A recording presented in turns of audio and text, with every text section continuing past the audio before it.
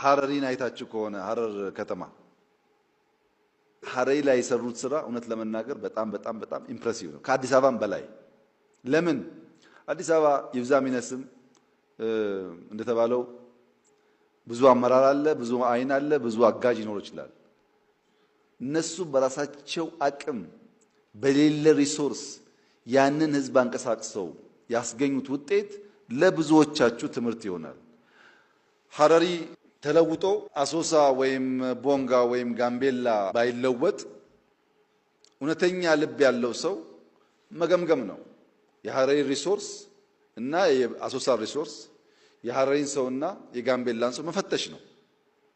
በየትኛው መመዘኛ ሐረሪ ከሌሎች ክልሎች ያነሰ ሳይዝና ሀብት ነው እንጂ ያለው የበለጠ የለውም።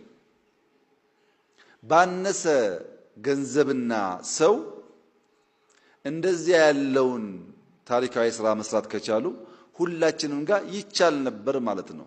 ሐሳቡን በትክክል ገዝተን ብንተጋ